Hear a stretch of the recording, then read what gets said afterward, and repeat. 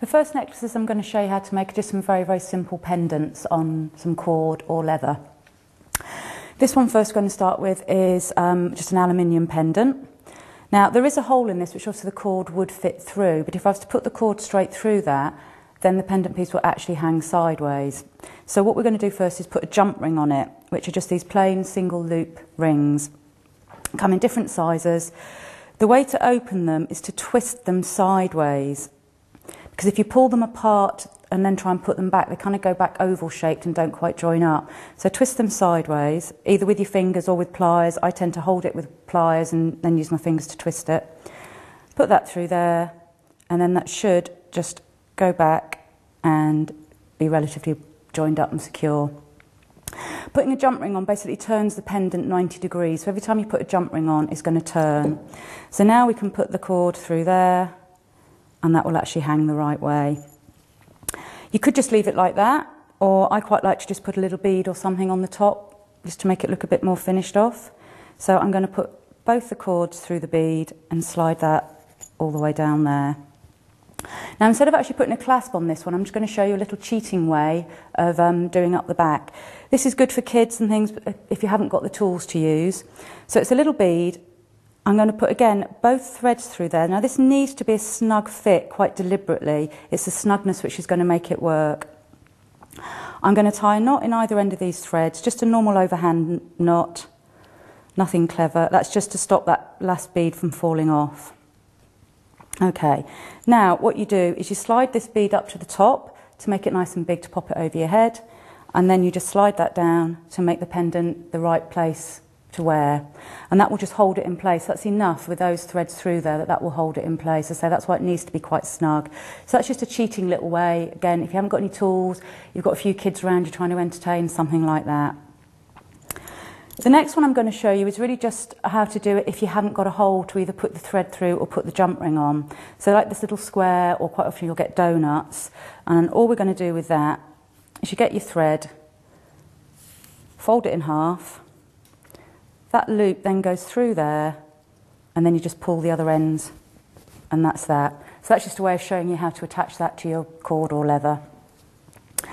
And then we'll do one where I'm going to show you how to put the leather ends on. So again, we've got a pendant piece. This time it's a bone piece. It's got a little hole in the top there, which the leather I've got here is too thick to go through there. And as we were saying with the other one, it's going to hang the wrong way. So again, I'm going to put a jump ring on there. Just using a different colour this time, just because I think that goes well with there. Hang that on, then twist that back, done up.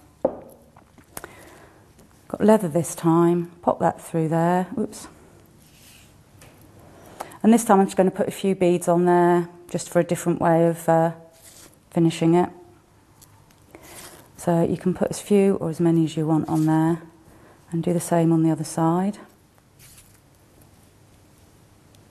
These again are bone beads. The darker ones are tea dyed. So that's our necklace done, and this time I'm going to show you how to put the ends on it. So these spring ends, leather ends, again, people have different names for them. They're wire, they're kind of wrapped round. So what you do with those, pop the leather in there. Now I find it easier, assuming you're right-handed, I find it easier to hold that part in my left hand, and then I use the flat pliers for squashing the end of this. Now what we're trying to do is just squash the very last coil on this spring. So I'm going to grip it with the side of my pliers, and I just catch one of them and just squash quite firmly. And I don't know if you can see there that that's actually just gripped onto the leather. If you do it too hard, especially with leather, you can actually cut right through the leather. So it's important, you've got to be a firm squash, but not too hard. Once it's in there, give it a gentle little tug and see if that feels secure. If it still feels loose, you just need to give it another squeeze to secure it.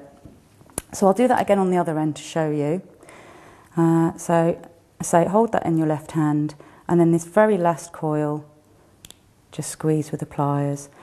Alternatively, you can pop a bit of super glue or something in there instead, but I think this is a more secure way. What we've done there is we've turned that leather now into loops on either end, and I mean that's the main thing with all the necklaces I'm going to show you. I'll use different findings, but the theory is still the same. I'm essentially turning that into a loop. Once you've got a loop on either end, you can then use any kind of hook to join it together. I've just got a spring hook here just because I think it goes with that kind of chunky leather look. So open that up, whoops, either with fingers or the plier, and then just pop those on. And that's a nice secure finish, which you'll find on a lot of pendants that you buy in the shops with leather or cord. They'll have that type of ending on there. So that's just some really quick and easy pendants to show you.